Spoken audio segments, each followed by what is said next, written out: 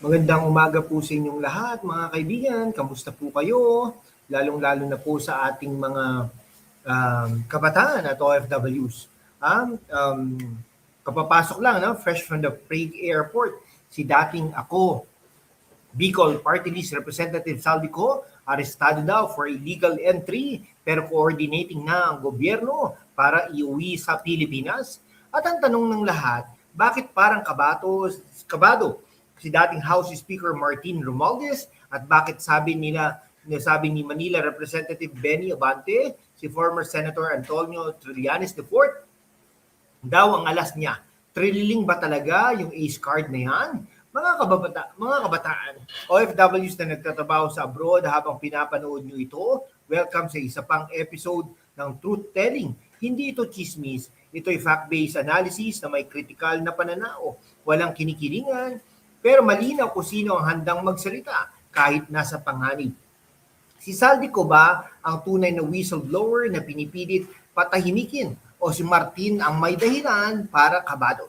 Tara, i-breakdown natin ng maayos na may substance at may konting wit para hindi boring ang ilang mga minuto na ito.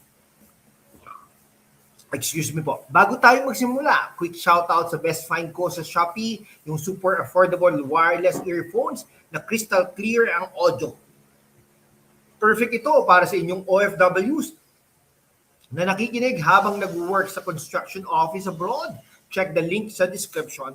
Affiliate ko yan at syempre itatag din po natin yung mga produkto na yan.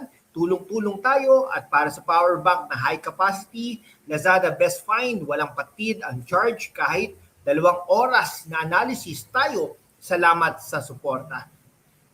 Una, alamin natin ang konteksto. Si Saldico, dating Appropriations Committee Chair, resigned na congressman at businessman na may SunWest Construction. Siya yung tinawag na fugitive dahil sa mga aligasyon ng korupsyon sa DPWH flood control projects. Pero pakinggan nyo muna ang kanyang side, ha? Sa video statement niya, sinabi niyang, I kept quiet for a long time because I was directly ordered not to return to the Philippines. Sino ang nag-utos? Si Martin Romualdez mismo daw. Stay out of the country, you will be well taken care of as instructed by the President. Intellectual point dito, ha, mga kababayan, kapag may isang tao na pinipilit patahimikin at itago sa abroad, hindi ba't parang may tinatago ang sistema? Saldico is now coming back, arrested in Prague, but ready to face the music. Para sa akin, ito'y sign ng isang taong handang ibunyag ang katotohanan. Hindi siya'y tumatakbo forever. Siya'y babalik para maging voice of accountability. Youth OFWs, isipin ninyo, habang kayo'y nagpapadala ng pera sa pamilya, may mga politiko naglalaro ng pera ng bayan sa insertions at contracts na concentrated sa isang distrito. Leyte District ni Romualdez, fact yan, mula sa mga public records. Okay, ngayon, puntahan natin si Martin Romualdez. Bakit kabado, no? Si Martin Romualdez ay dating House Speaker. Siyempre, magka-partner po sila niyan, no? Appropriations Chair yung isa, kasi mga claims ni Saldi directly point to him. SunWest Construction ni Saldi, founded by him, ay may major project sa Eastern Visayas, pero concentrated sa Leyte District ni Romualdez. 18 districts sa region, pero lahat ng projects doon, coincidence ba ito o conflict of interest lang?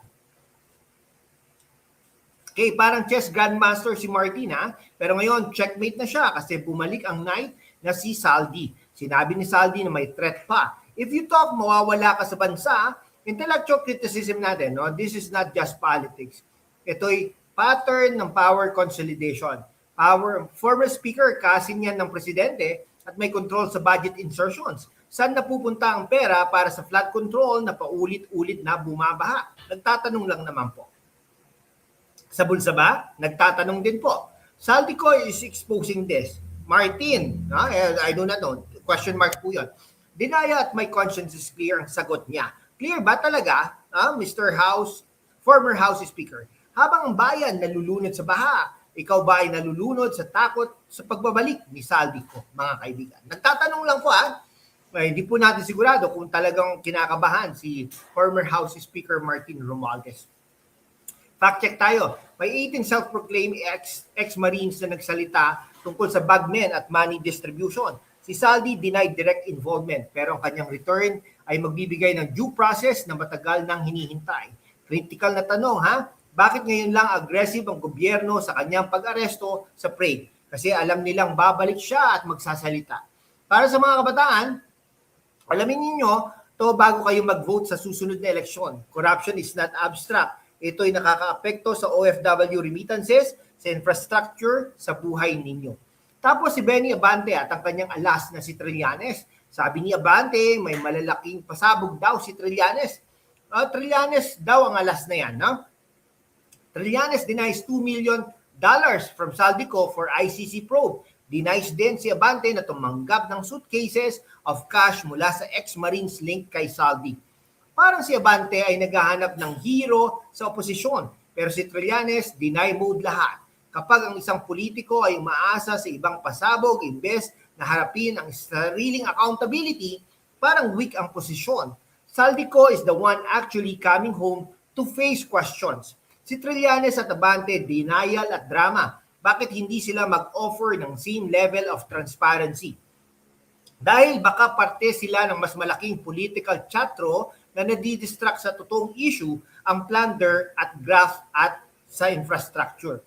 Sa kabuuan, ang pag-uwi ni Saldico ay game changer. Hindi ito ordinaryong balita. Ito'y pagkakataon para sa bayan, mga kaibigan, na makita ang totoong mukha ng kapangyarihan.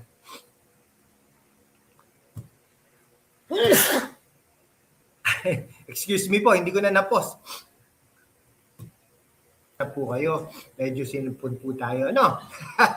Okay hindi ito ordinaryong balita. Ito'y pagkakataon para sa bayan na makita ang totoong mukha ng kapangyarihan.